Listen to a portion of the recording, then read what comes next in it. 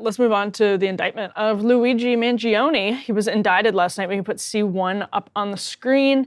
He was indicted for first-degree murder, obviously in the death of United Healthcare CEO Brian Thompson. That is according to the Manhattan District Attorney's Office. So that's a step towards actually getting, he's facing 2 counts, we should add, of second-degree murder. One of it is killing as a crime of terrorism. 2 for second-degree criminal possession of a weapon, 3 counts of third-degree criminal possession of a weapon, 1 count for fourth-degree possession of a weapon, and 1 count of second-degree possession of a forged instrument. So he's facing all kinds of charges. This one obviously is the headline charge, but it also comes amidst discussion about an Emerson poll. This is C2 we should put up on the screen here. Ryan, did you see this Emerson poll where a majority of voters think the actions of the killer of the United Healthcare CEO, Brian Thompson, are unacceptable? 17% find the actions acceptable, while 16% are unsure.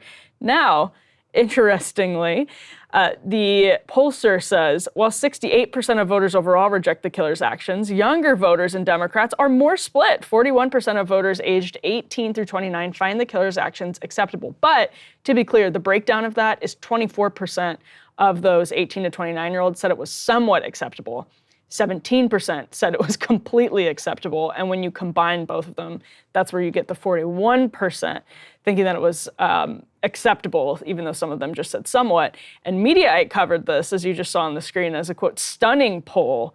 I don't know that it's that stunning, Ryan. What do you think?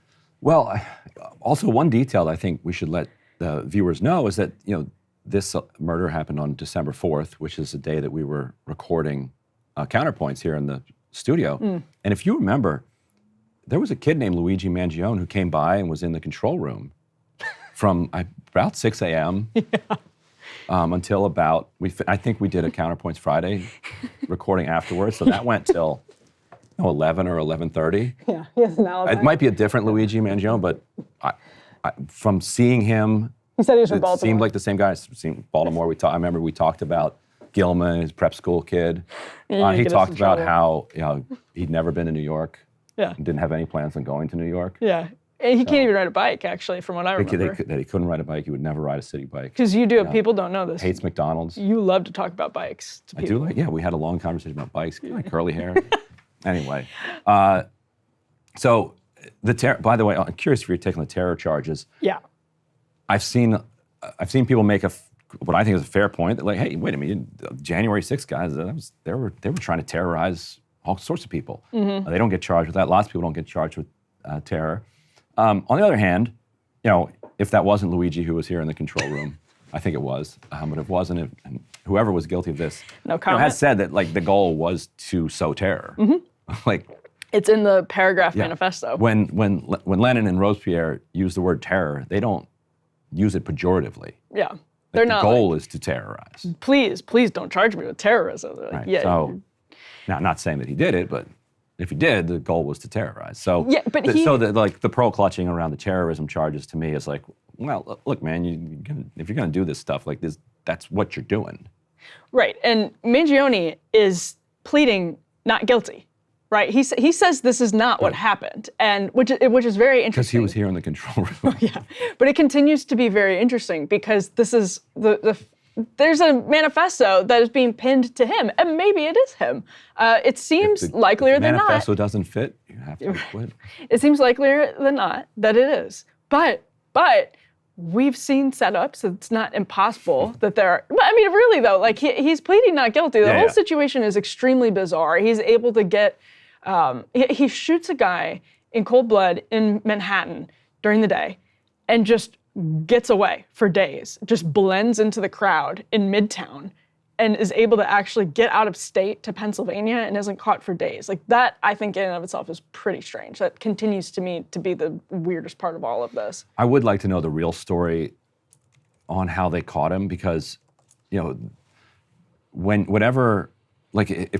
feels like one of those stitched together, cover stories for how they caught him, where in fact they were using surveillance technologies that are, to put it generously, maybe on the constitutional edge of being allowed. And so what will often happen if you use those types of authorities to solve a crime or to catch somebody, you then figure out a way that you could have done it legitimately, and you pull that together.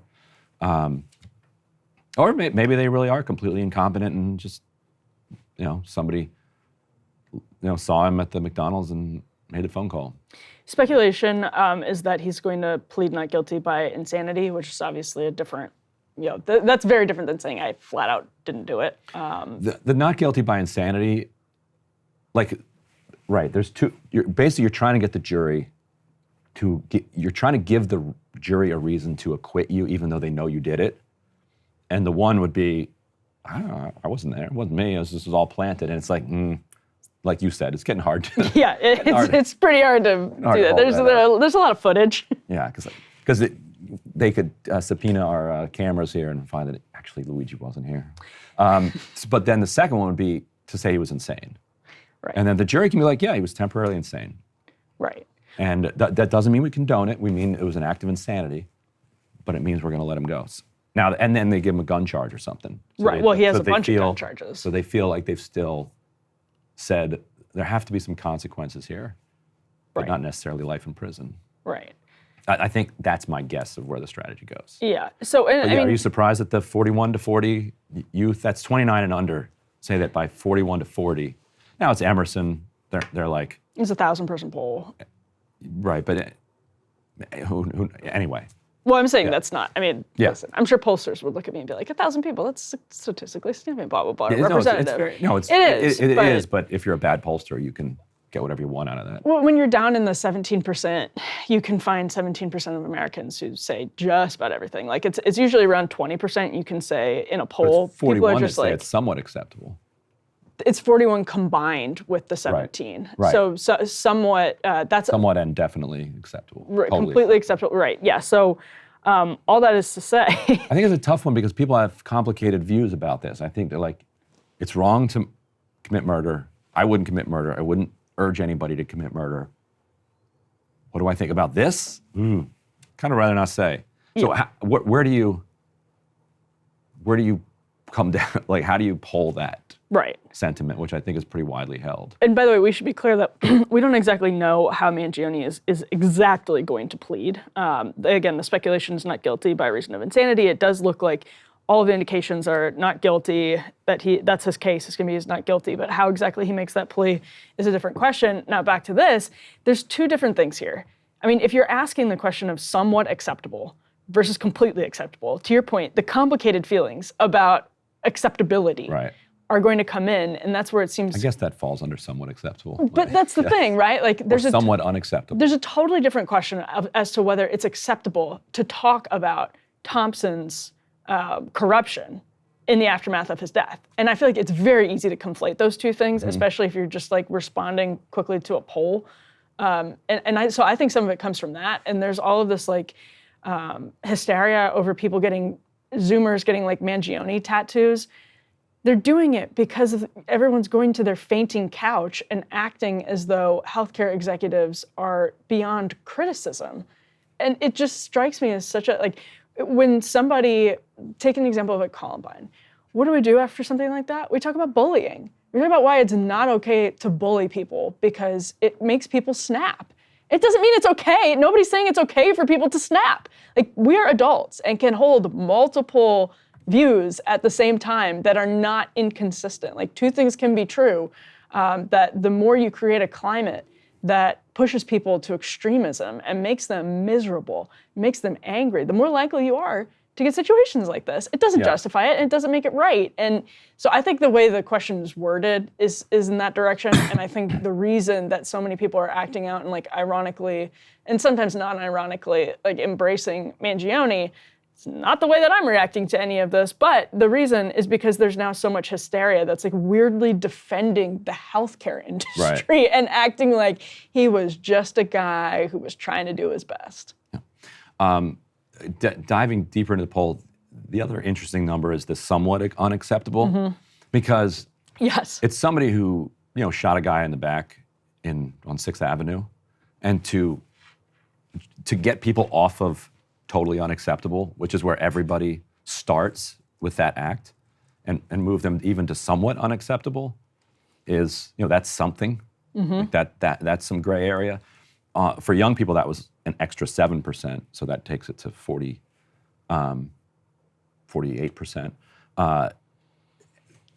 Which leaves only 1 in 3 people under 29 saying that it was completely unacceptable. So 2/3 of young people confronted with, hey, somebody walked up and shot somebody in the back in broad daylight. Is that completely unacceptable? 2 out of 3 were not willing to say that that was completely unacceptable. So even though only 41, so it's actually kind of a higher number.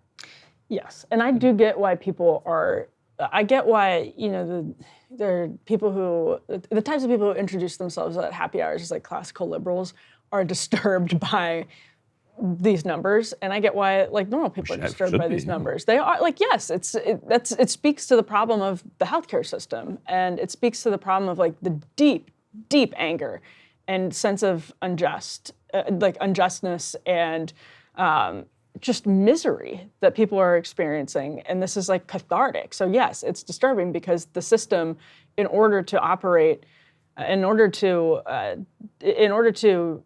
let's say exact justice peacefully, and through the like classically liberal process, you have to have buy-in, and what you're losing is public buy-in, and you can't just blame the public for that. You have to also blame the top for that. And just to lash out at the public is the exact wrong way to go about it, and it's only going to make things worse if you're just lashing out at the public. Yeah. And I feel bad for TikTok, just as they thought they were maybe going to get some salvation from the coming ban. All of a sudden, Luigi. All these young people are now celebrating Luigi. So TikTok is like they're starting to take it out of app stores, right? It's like the ban is coming, like it's like a month away or something like that. And so there's still time to stave it off. Donald Trump at his press conference this week hinted that there might be some daylight there. Let's roll Trump here, C3. How do you plan to stop the ban on TikTok next month? We'll take a look at TikTok. I have a warm spot in my heart for TikTok because I won youth by 34 points. There are those that say that TikTok had something to do with that. Now, Joe Rogan did, and some of the other people that were recommended by my son Barron, he knew names. I said, who is that? Tell me, who's that? Dad, you gotta be kidding. I can't believe you don't know. And I did those interviews, and it was actually sort of cute. Do you want to know the truth? So I have a little bit of a warm spot in my heart, I'll be honest. I love how transparent Trump is about the transactional nature of his support for someone. Yes. We've always known that the only litmus test for Trump, whether he likes you, is if you like him. Yes. Kim Jong-un does, like TikTok, young people, Muslims in America. Yeah. Doesn't matter. Yeah. If you like him, he likes you. By the way, not to be the actually guy, he did not win the youth vote by 34 points. According to Circle, which does that.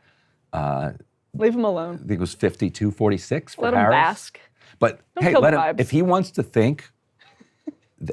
to think that young people supported him by 34 points, and he wants to then govern based on what young people want for this country, then Donald Trump, you won young people by 34 points. I actually absolutely don't believe anybody who tells you otherwise. One of the funny things is when we were talking with our friend Luigi in the control room on December 4th, he said that Trump won 90% of the youth vote, but we never checked it out. Yeah, but it could be true. And Luigi said that he really separates Trump from the rest of the oligarchs, right? Yeah. By starting this bit, you have probably gotten us in so much trouble. Although I didn't start the bit, people would probably know that I'm just referencing memes on like Facebook and elsewhere of all these people saying like, just wanted to talk about this cool December 4th morning I had with my friend Luigi down in San Antonio. We got coffee. Like we did the little walk on the river there. You brought the bit here. Yeah. You'll have to accept that blame. That's fair enough. In any event, I think TikTok has a chance of surviving for this reason. The deep state had wanted to ban TikTok for a very long time because they don't control it. China's got its influence over there, and they don't like having like their U.S. news media. They want U.S. news media to be the sovereign domain of our corporate overlords, not our Chinese overlords. But they could never get any traction with that belief until after October 7th.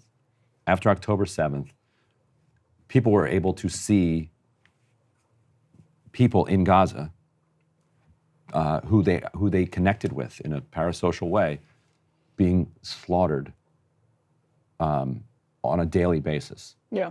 And it turned the public who was getting their news from TikTok off of the genocide. Like, it convinced them that what they were being told in the sanitized version of the news did not comport with what was actually happening on the ground. That's when they were able to get bipartisan buy-in to pass the legislation to force a sale, which they're saying they won't sell it, so therefore they will shut it down. I think now that they basically are successful in their genocide, and nobody's going to stop them, that the main thrust behind the ban is kind of gone. So maybe they'll give it a reprieve. What do you think? I don't know. I mean, just wait until we start talking more about China and the drones, right? Republican and Democrats. Like, they're right. And Michael McCall is saying yesterday. That's news. That was news last night. Yeah. He said it was likely Chinese technology or likely Chinese drones, which I don't know why he's saying that without, it's just, we've heard We were from already Jeff, told they were Iranian drones. We were told they were Iranian that from was Jeff by Van a Drew. transportation secretary, a transportation committee member, which, like, get out of here with your I don't know who told. credential. He said someone told him that. Yeah, he said I'm on the committee and I talk to people. In the business. He's talking to some drone company owner. So when McFaul came out and said that last night, my spidey senses went up. I mean, maybe. So now this is coming from the intelligence side. Yeah, exactly. Yeah, maybe. But I think your point about control is really important. And I actually Biden commented on it, said he doesn't know. I have a very unpopular take on this. I've said that TikTok should be banned for a long time, but not for any of these reasons. And the TikTok bill is such a disaster. Like, it was just I didn't support any of that because it was complete deep state overreach. But I think all social media should be banned for people under like 16 or something. I'm getting close to that. Because it's a collective action problem. As a parent, I'm completely failing when it comes to my kids and social media. Parents can't do it alone. So I think that the grand bargain that we should strike with China, and Trump's already talking about U.S. and China together can do great things for the world. So here should be the deal. We will allow TikTok to continue, but Chairman Xi gets to regulate our children's social media consumption. In China, it's like you get 1 hour on Friday, 1 hour on Saturday. I think that includes video games. But they just pump government propaganda into the, because it's a totally different. But it's only an hour. It's fine. You want your kids getting U.S. government propaganda if it's only for an hour on Friday and Saturday? It's like Top Gun 2 clips. Yeah, whatever, fine. So I look at China's regulation of social media for their kids, and I'm so jealous. Like, they've got that under control. So if we can outsource that to Xi, then we'll let TikTok keep going. You don't get enough credit for your authoritarian streak. That's right. Hey, if you liked that video, don't forget to hit the like button and subscribe to Breaking Points. If you want to see the rest of Counterpoints, go to breakingpoints.com to become a premium member and get the full uncut show every morning in your inbox and on Spotify.